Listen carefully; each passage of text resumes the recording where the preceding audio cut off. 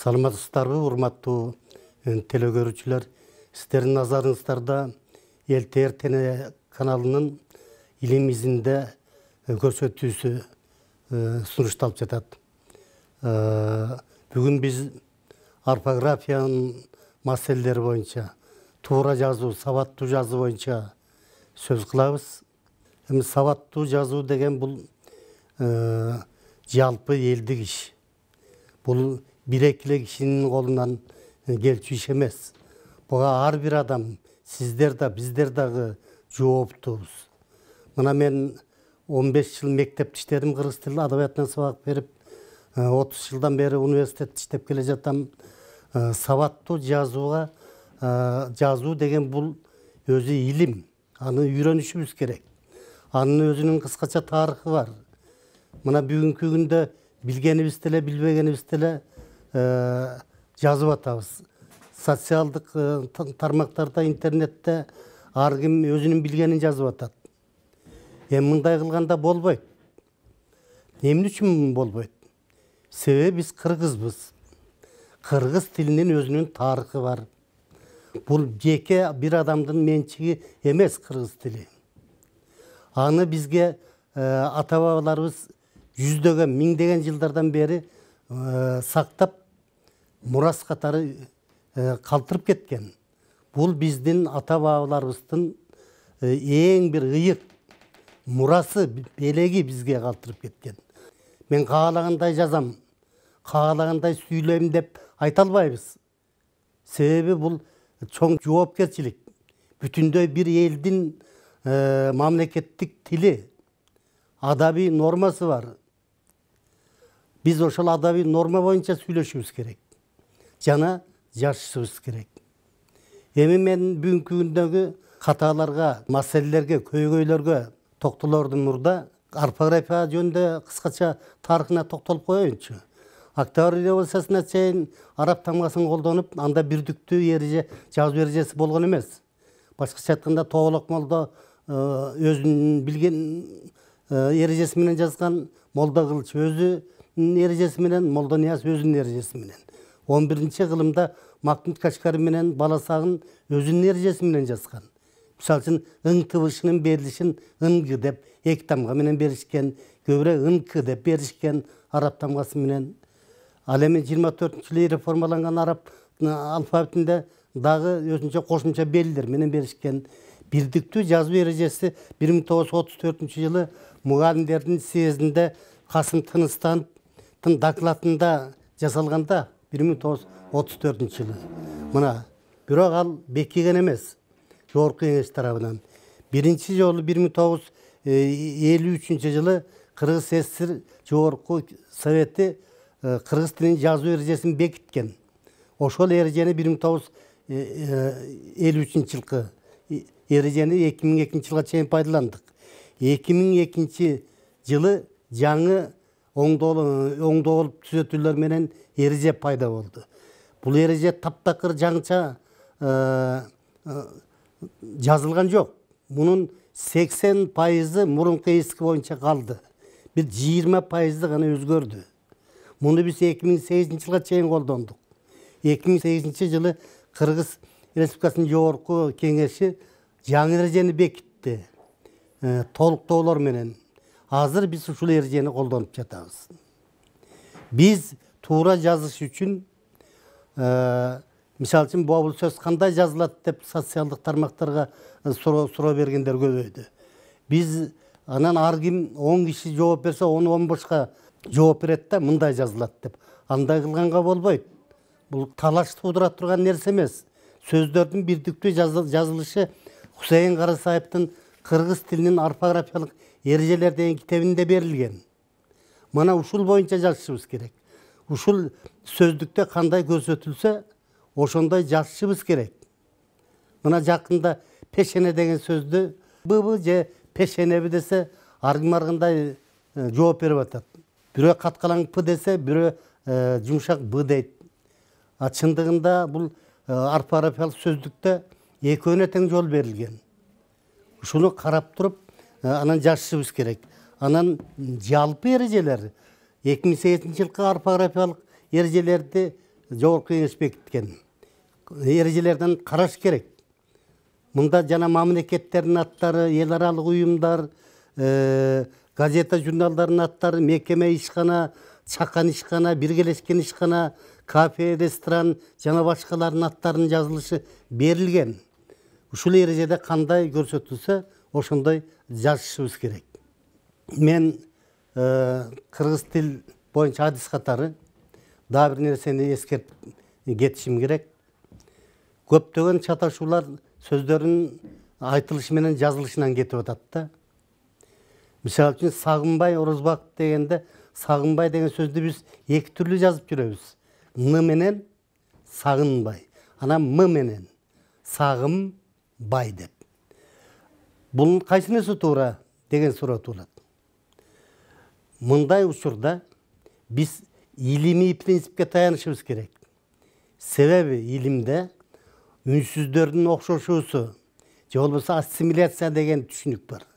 Ал боюнча жанаша турган үнсүздөр бири-бирине таасир этип, оозеки сүйлөө эрежинде өзгөрүп айтылат. Бирок жазууда ал өзгөрүлбөстөн жазылыш керек. Мисалы биз айтканда сагынбай деп М менен айтышыбыз керек. А жазганда Н менен жазылат. Сагынбай деп. Эмне үчүн? Себеби оозеки айтканда сагынбай деген сөздө Б тыбышы кош эринчил жасалышына карата. Ал эми анын алдында турган Н тыбышы ушул. Оозеки сүйлөө эрежинде ушул Н тыбышы менен кош эринчил Б тыбышы жанаша келбейт. Эгер келсе, биз ушул Н тыбышындагы кош эринчил М тыбышына өткөрүп айтабыз. Сагынбай. Мында М менен Б жанаша айтылып атат, экөө тең кош эринчил окшошуп атат. Бул ассимиляция деп аталат илимде. Бирок жазууда М менен жазууга жол берилбейт. Себеби бул сагын деген сөздөн алынган. Өзүңөр текшерип көрүңөр келсе, эң оңой жолу бар. Мисалы үчүн, уңгу мүчөгө ажыратып жибериңиздер. Сагынбайды. Уңгусу сагынбы же сагынбы? Албетте сагын.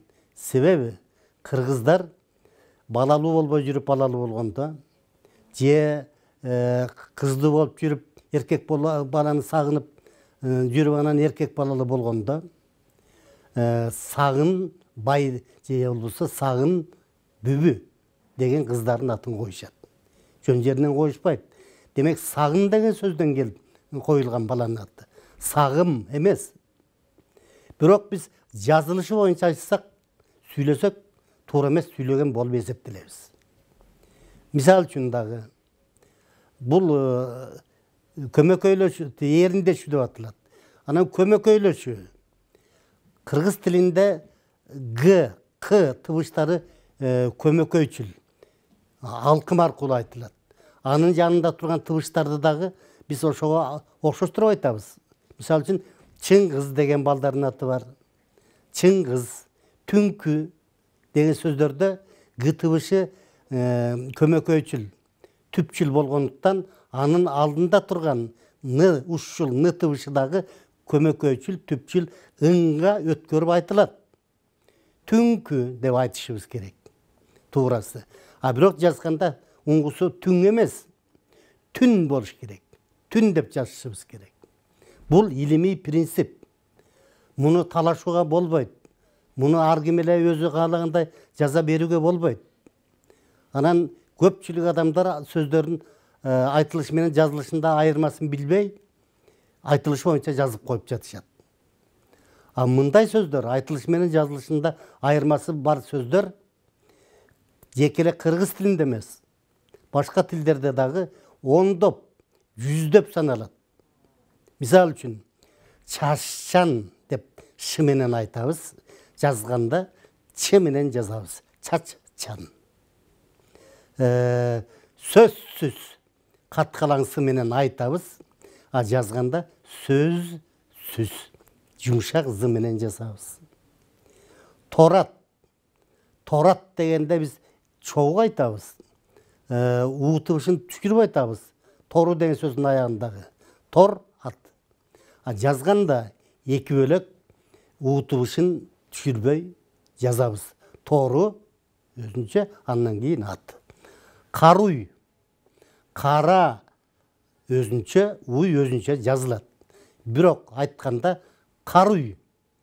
Кара деген сөздүн аягында а тыбышын түшүрүп айтабыз. Ушуга эле окшош мисалды келтирейин. Карыңкүр деп айтабыз. Жердин аты. Карыңкүр деген бул кара үңкүр. Эки сөздөн турат. Башкача айтканда чоң үңкүр. Аны биз айтканда карыңкүр деп айтабыз. Кар. Биз ошол айтылыш боюнча жазсак, анда кар ичинде кары бар үңкүр экен деп түшүнүп алышыбыз мүмкүн. Ошон үчүн аны биз жазганда окуп жаткан адамга түшүнүктүү болсун үчүн кара үңкүр деп эки бөлөк жазышыбыз керек. Бул морфологиялык принцип деп аталат. Морфемаларды туура жазышыбыз керек. Уңгу сөздөрдү дагы, мүчө морфемаларды дагы туура жазууну морфологиялык принцип деп атайбыз. Эмне үчүн биз өзүбүз каалагандай жаза берүүгө болбойт? Себеби айрым сөздөр 10 түрлүү айтылып, 10 түрлүү жазылат. Мисалы, табиқат деген сөздү эстеп көрүңүздөрчү. Г менен айтылат табиғат. Х менен айтылат, жазылат табиқат. К менен да айтып жазып турушат табиқат. И менен айтылат табиғат. Менен да айтылып жазылып жүрөт табиғат. Жок да жазылып айтылып жүрөт табият. Йоттошкон я менен. Анан менен да айтылып жүрөт табият. Эгер ушинтип бир сөздү 10 түрлүү жазсак, анда биздин бирдиктүү нормада жазышыбыз өтө кыйын акыбалга туш келет. Кыргыз тили 10 түрлүү болуп ажырап кетиши мүмкүн. Эгер 7 область 7 башка жазып отурса, анда 50 жылдан кийин кыргыз эли бирин-бири түшүнбөй, кыргыз тили 7ге ажырап кетет. Бул эмне деген сөз? Бул кыргыз тили жок болуп кетет деген сөз. Ошон үчүн сиз Баткенде жашайсызбы, же Ат башыдабы, же болбосо Алайкуудабы, же Түп районундабы, же Каракулжадабы, кай жерде жашасаңыз дагы биз бирдиктүү адабий норма менен жазышыбыз керек. Аны биз орфография деп атайбыз. Аны окуш керек. Жөн эле өзүм билгендей эле жаза бергенде болбойт. Бул да өзүнчө илим. Ошон үчүн тилчилерден кеңеш алыңыздар, сураңыздар, өзүңүздөр аракет кылыңыздар. Эмне үчүн Чыңгыз түнкү дегенде ны тыбышы ыңга өтүп кетет? Түшүндүрдүм. Себеби өзүнөн кийинки г тыбышы түпчүл болгондуктан ны тыбышы дагы түпчүл ыңга өтүп айтылат. Тыбыштардын артикуляциялык, акустикалык өзгөчөлүктөрү болот.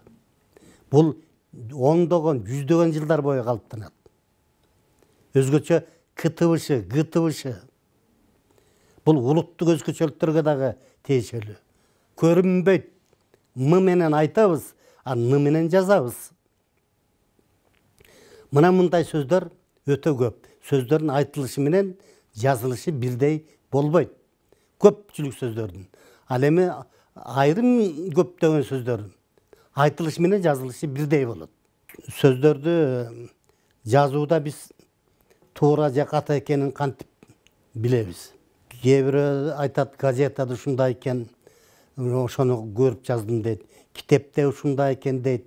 Азыркы китептер дагы, газета, журналдар дагы ката менен чыгып жатпайбы? Аларга ишенүүгө болбойт.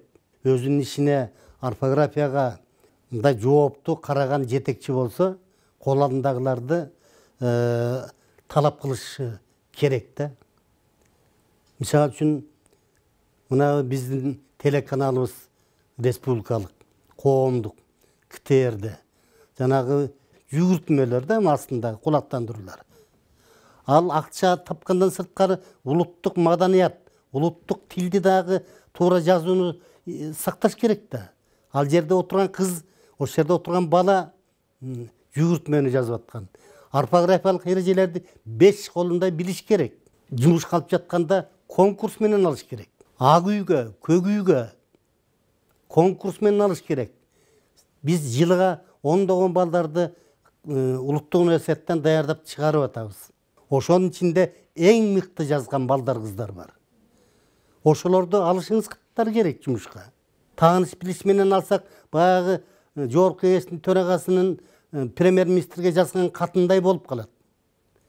Жайнаган ката кетет. Бул ошол улуттун сабаттуулугуна, маданиятына терс таасирин тийгизет. Журналисттер 4-чү бийлик дегенди биз административдик бийлик деп эле түшүнбөшүбүз керек. Бул маданий да бийлик. Маданиятты сактоочу, ошол сабаттуулукка жетектөөчү эл дагы ошол 4-чү бийликке тиешелүү. Себеби журналисттерди карап түздөн түшөт эл. Журналисттер кандай жазса, жана жүгүртмөлөрдө, газета журналдарда ошолорго эл ишенип алып атышпайбы? Мен айтсам, кээ бир айтат, ал туура эмес, мындай жазышыңыз керек. Эреже боюнча десем айтат, жок, газетада ушундай жазып атпайбы дейт. Телевизорду ушинтип жазып атпайбы дейт. Демек, журналисттерге мындай таасири абдан күчтүү да. Баягы күнү бирөө айтып атат, сага өтүп атсам. Мен бул эрежени көрбөпмүн дейт. Орфографиялык эрежени көрө эле экен. Анан баягы окубасам да оюмду айтып коеюн дегендей болуп, эрежени окубаса, анан ал журналист кандай туура жазат? Эгер карапайым элдер бир эсе жоопкерчиликтүү болсо, журналисттер 2 эсе, 3 эсе жооптуу болосуздар.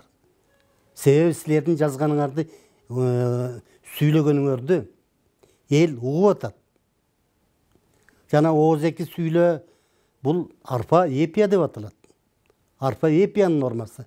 Ал эми жазуу, орфография. Бир журналист сүйлөп атат. Кыргызстан менен Кытайдын чек арасында момундай окуя болду деп. Чек ара эмес да. Чек ара деп айтылыш керек. Жумшак үнсүз менен бирге айтылат. Чек ара деп. Мисалы үчүн жана ак үй дегенди. Ак үй. Ак үй деп айтып атпайбызбы? Г менен. А жазганда 2 бөлөк жазылыш керек. Каткалаң менен жазылыш керек. Ак үй. Чек ара деп жазылыш керек. Жазылышын менен айтсак, жазылыш боюнча сүйлөсөк, чек ара, ак үй деп, анда туура эмес сүйлөгөн болуп эсептелебиз. Ошондой эле айтылышы боюнча жазсак, чек ара деп бириктирип, жумшак г менен, же болбосо ак үй деп, жумшак г анан бириктирип жазсак, анда туура эмес жазган болуп эсептелебиз. Ошон үчүн орфоэпия менен орфографиянын айырмасын билишибиз керек. Сөздөрдү туура сүйлөө, айтуу бул орфоэпиянын эрежесине ылайык болуш керек. Ал эми туура жазуу орфографиялык эрежелердин негизинде болуш керек. Дагы бул теманы улантабыз. Эгер сиздер түшүнбөгөн суроолор болсо, кайрылып ЛТРдин илим бөлүмүнө кайрылсаңыздар болот. Ушу менен бүгүнкү сөзүбүздү жыйынтыктайбыз. Кийинки көрсөтүүлөрдөн жолукканга чейин сак саламатта калыңыздар.